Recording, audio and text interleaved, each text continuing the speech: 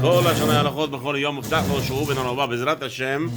We are holding on the 10th of Nisan, Sivan, sorry, 10th of Sivan here in Nahar Shalom Baruch Hashem, Griffin Road and 35th Avenue, Southwest 35th, Hollywood, Florida. We're going to be discussing today, B'ezrat Hashem, the two mitzvot, mitzvah number 423, being placing a mezuzah on our doorposts, and mitzvah number 424, there's a prohibition of testing the Navi of Hashem too many times. Meaning, it says, okay, we'll discuss it.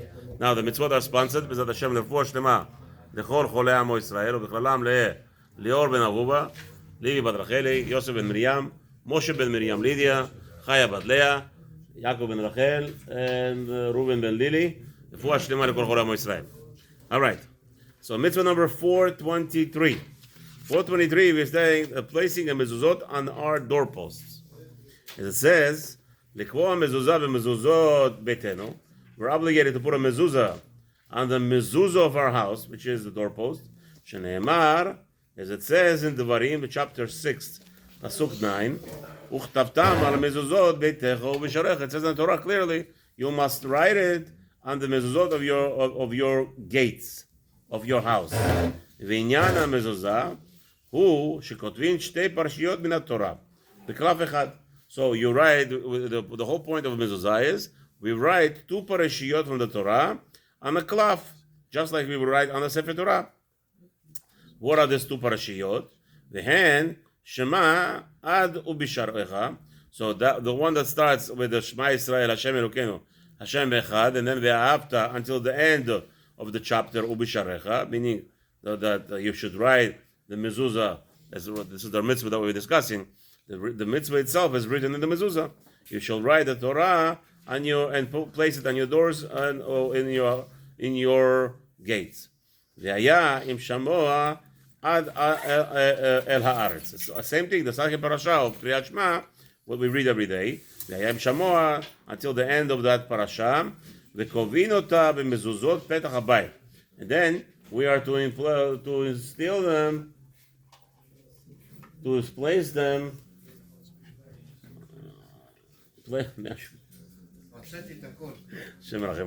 Okay, and place that on your doorpost. Okay, Daniel, show me. בשושי המצווה, איפה שאתה אומר? בשושי המצווה להיות זיכרון לאדם באמונת השם בכל עת בואו לביתו וצאתו. Oh, what's the purpose of this mezuzah?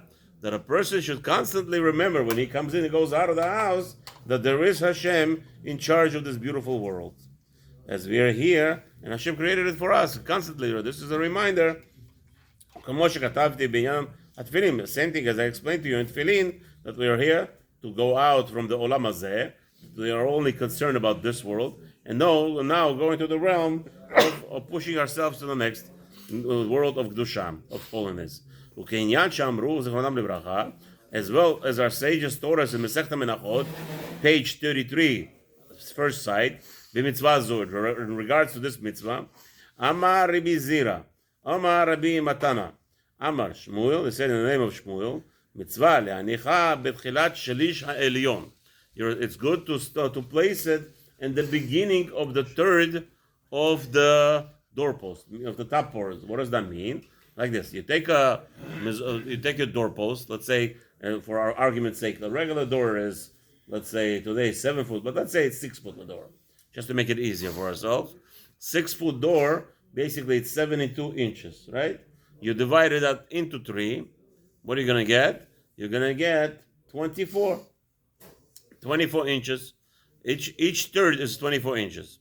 So what does it say? You have to start placing it on the top, from the bottom going upwards, from the 2/3 and up, meaning 65 inch and up.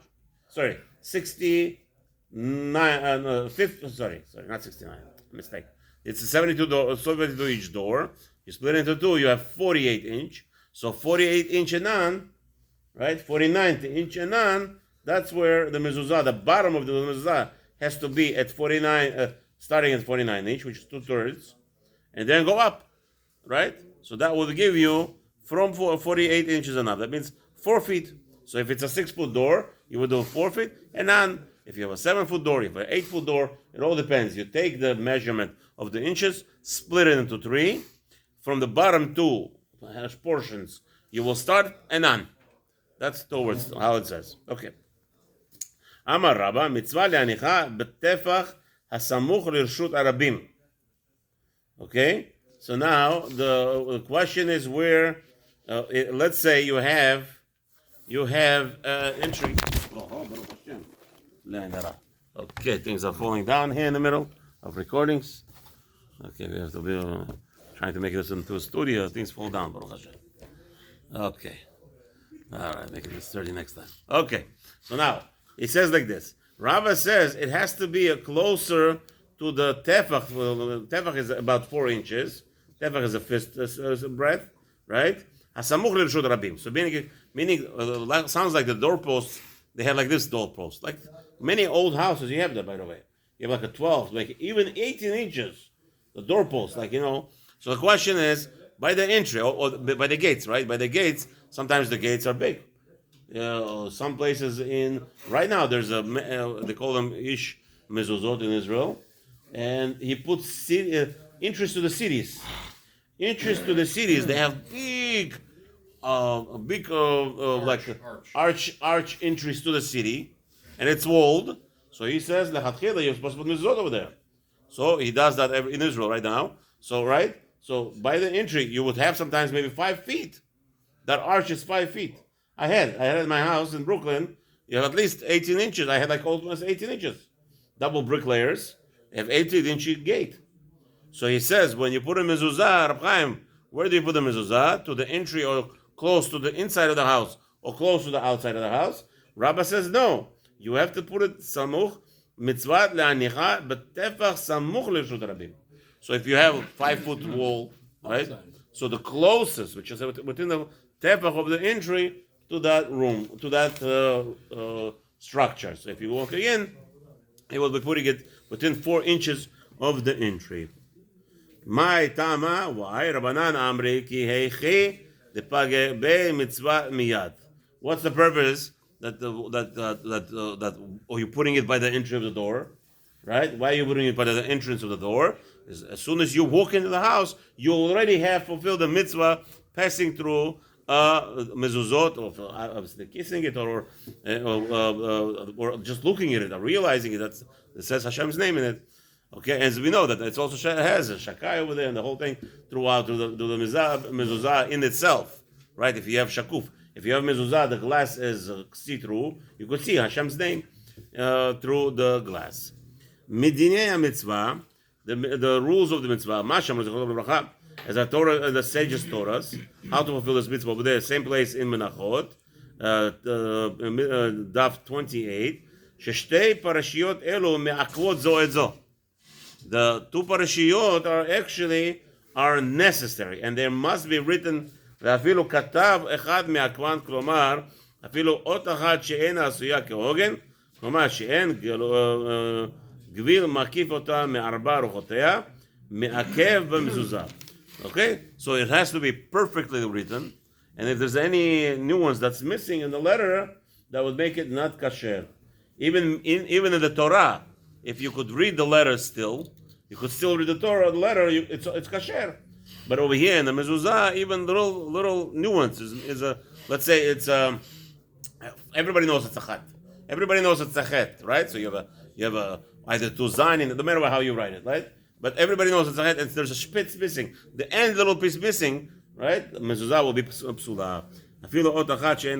Okay. Uma shamru, also over there in the 34th page, shechiyuv ha-mezuzah le'anicha b'mezuzat ha-petach miyamin. Oh, another important rule about mezuzah, it has to be to your right at the entry. Shneimar beitecha, it says in your house, umifar shelei rabbanan biyatecha, and it has to be it says with a beitecha. The word beitecha is spelled bet yud taf and chaf, right? The chaf safit. Now beitecha, the rabbis learned why that Hashem said beitecha specifically. To give you sound like another lesson. The lesson is biyatecha, bet yud aleph tavchet. Biyatecha means coming in. And most people walk in, they start walking in usually with the right foot. When you start walking, because we're right-handed, or whatever the rule is, always right goes first. So biyatecha, as you walk in with your right foot, what's closest to your right side? Obviously, the right side up in the entry, which is the door. In the shraglei de yamina, a carburation is, that's how people start walking, always with the right first. The sages taught, it's automatically, right? You're going to start right now out. I want to make a left step first. Try. Go ahead. Play that game. You're going to play because you subconsciously, we always walk with the right side first. It's amazing. Okay, Yuma, it says over there, in Masechta Yuma, it says over there, page 11, Tanu Rabbanan, the sages told us, Ubisha'arecha, Echad, Sha'arei Batim, Chatzarot, Medinot, Ayarot, here, clearly. Some rabbis argue with this rabbi in Israel. The gates of the city doesn't need it, Machloiket. He says, no, what's the difference? There's the opinion here. It says over there in Yuma, it has to be the gates of your houses. It has to be the gates of your courtyards. Has to be the gates of your country, Medinot, Ayarot, cities, Refet, Lulin, even Lulin. Lulin is a kitchen coops. No? Okay? Mitban, Otzrot, any storehouses, all those things. That's where the cows are. Otzrot, yeah. Yain. Okay, but it has to be like it has to look with the looks like a gate, not like we have today. Courtyards. You walk into people's houses, they have up front the little gate that doesn't look like it's not a real gate. And that you don't put mezuzah. It has to have an opening, like an arch, like behind me. You see the Aron HaKodesh? That arch required to make it into a door, into a gate. If it doesn't have that, if it's a half gate, that doesn't require. Otrot yain, shemen, storehouses of wine, oil. Kulan chayavim b'mezuzah. All of those locations require mezuzah. Yachol shani merabe bet sha'ar achsadra umarpeset. What about balconies? Maybe I'll include the balconies or gazebo places. No, Talmud Lomar bayit. It has to be a house. Gazebo and balconies are not included. So over there you don't put the mezuzah. Okay? Ma bayit miyuchad ledira. Of course, miyuchadin ledira, and it has to be something that people live in it. V'yatzu elu. So that's the machloiket. The machloiket is right now. There's a big machloiket amongst a lot of Talmidei Chachamim this generation.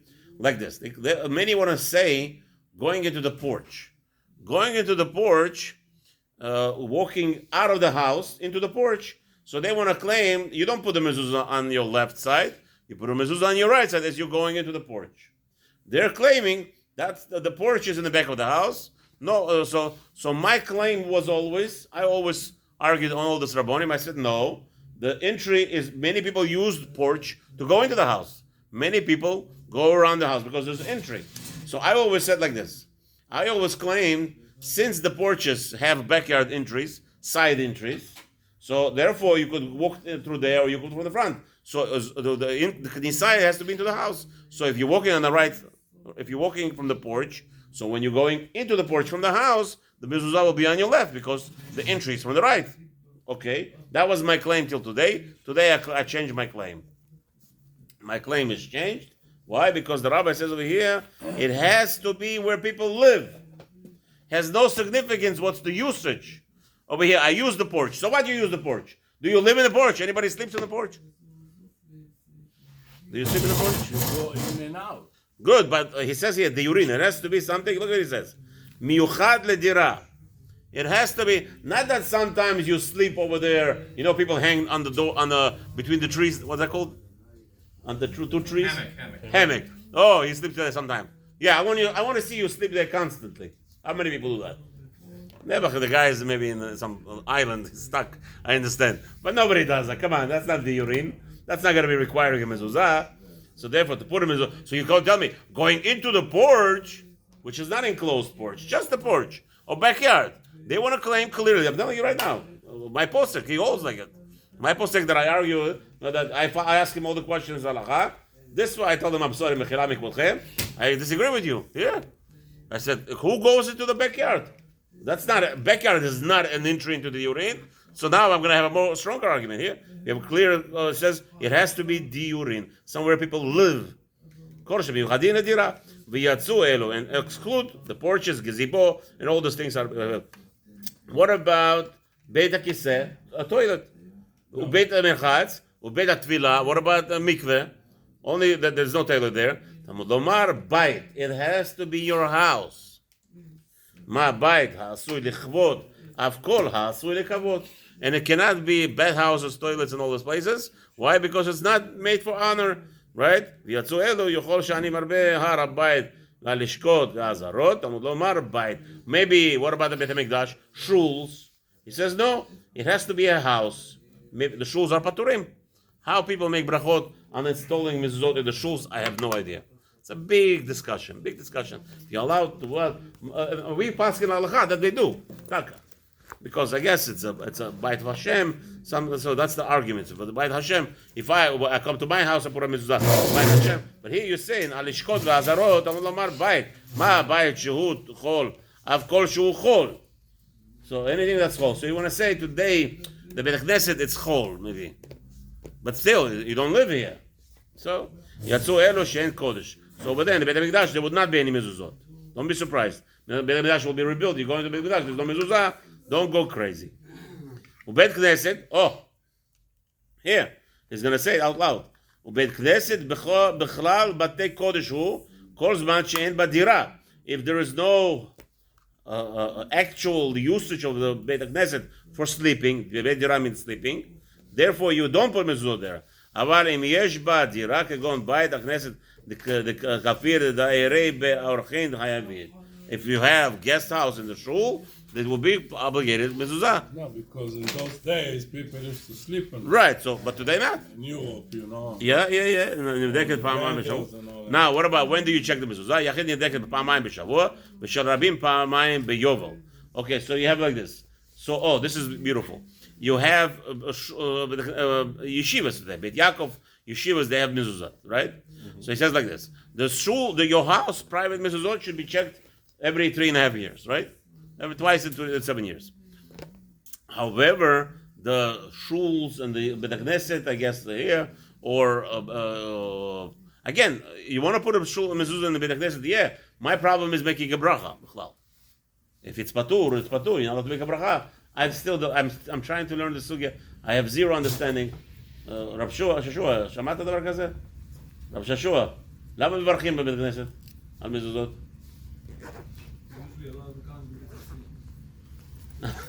I love it.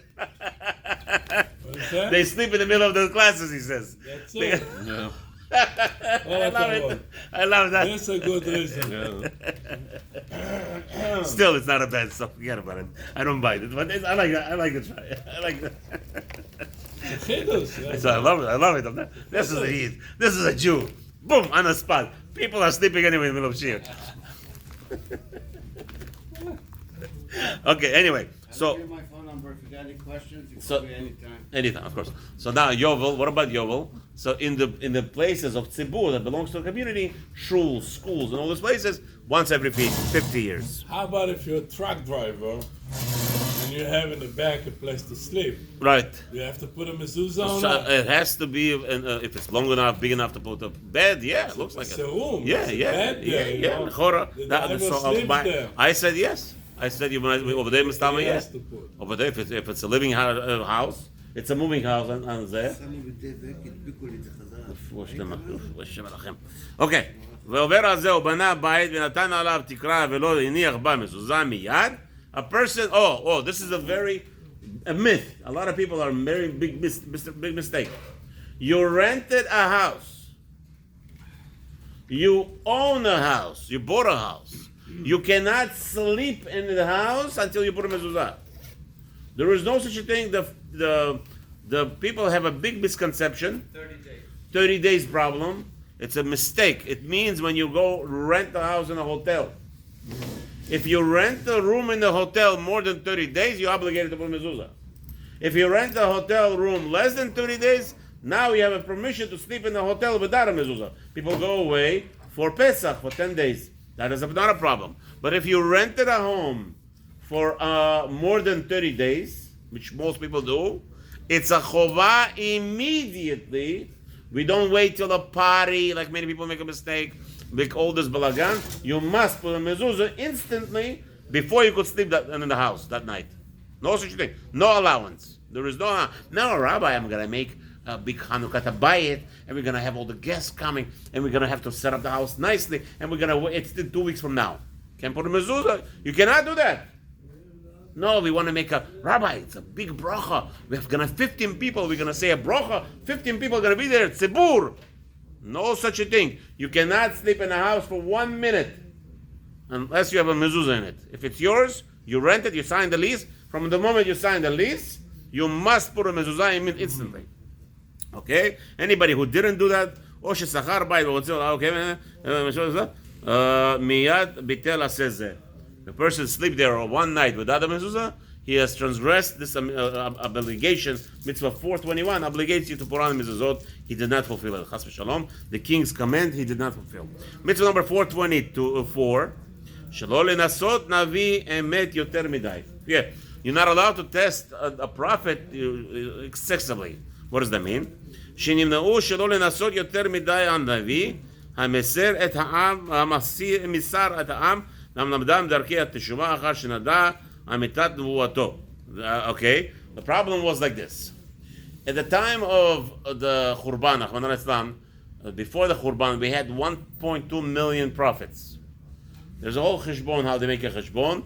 In the morning and at night, they used to come in prophets and give musar, give people a rebuke. Right? So what did the people do?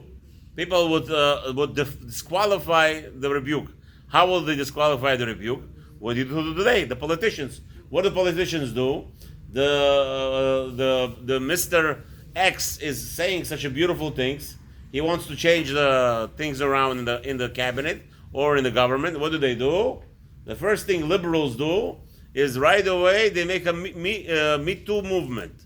What's the Me Too movement in America? The first things liberals do, he raped somebody, he molested a secretary, or he touched this. Right away, they get rid of Cuomo, right? Cuomo is a president, almost the most beloved individual in New York, the most evil individual who said he's better than God. He said those words.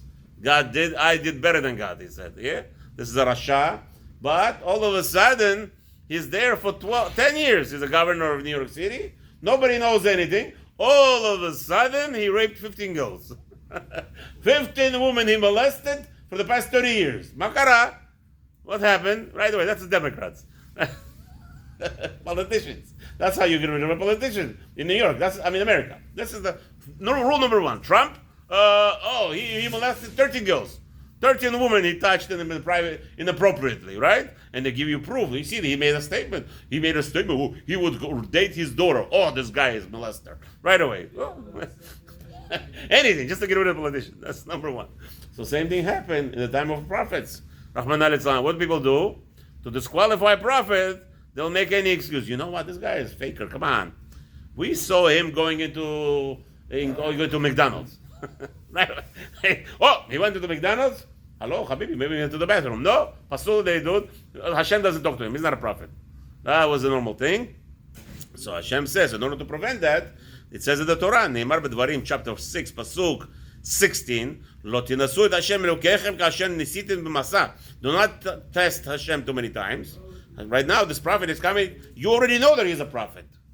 Everyone's established already that he's a prophet. No, he lost his prophecy because he is not so careful on this mitzvah. Halas, pasul. That's what they do. We Jews are the best at that. You leave it to the Jews. Leave it to the Jews. The Democrats, they'll say he's a molester. And the Jews, he looked at McDonald's. He looked at I was standing next to this prophet. And there was an ad, a truck passing by. McDonald's was the burger, so juicy, with a beautiful cheeseburger. And I saw this prophet looked like he had saliva on his lips. Pasul! That's the Jews. It's amazing. So he says, Chas v'shalom to do such things. It says, Meshara mitzvah, לפי שבניסיון יתר בנביא אמת ימצא ההפסד. What happens is, if you're going to harass this Navi too much, right? What's going to be? Yirmiyahu did not want to go to do Nevuot. You know that? Yirmiyahu writes, I'm afraid. These people are crazy. I come to give them this Nevuot, they want to kill me. So Hashem had to assure them they're not going to kill you. But again, what happens is when you mud the waters too many times, you will not know the truth, and the people will just back out. As we see from Yonah, he was trying to run away from the Nevuah. We see that even though a prophet is exposed to Hashem, why should he be afraid of anybody? Still, you're going to cause that, and therefore, the sages told us to stay away from it. Now, this mitzvah, we have to go, it's already. This mitzvah is by everybody, b'chol makom, b'chol zman, sheyikum navi l'Israel. Any navi comes and tells Israel what to do. ואומר הזה, ומנסה הנביא יותר מדי עבר עליו זה, ואין לו כן עליו שאין בו מעשה. So over here, even though that it may be incumbent on the community, or incumbent on the rabbis, or the Beit Din, to test Navi, it's up on them. We know that we have to know, first of all, how do we know he's not a false Navi? So there is obviously a process, the Rambam goes into it, that he has to bring certain signs, that it has to come true, and the whole thing, very nice. Now that you did it, but if you go excessively, it's an Avirah, but on this Avirah, there is no punishment. Why? Because we have a rule. Any Avirah that doesn't have a Maaseh, it has to have an action in order to get a punishment. But HaKadosh Baruch Hu obviously is not going to be satisfied with such people. I give you a Navi. Navi is a gift. The reason why we lost Nevuah, the prophecy today, is because we didn't appreciate the gift. If you appreciate the gift, Hashem is going to give it to you more.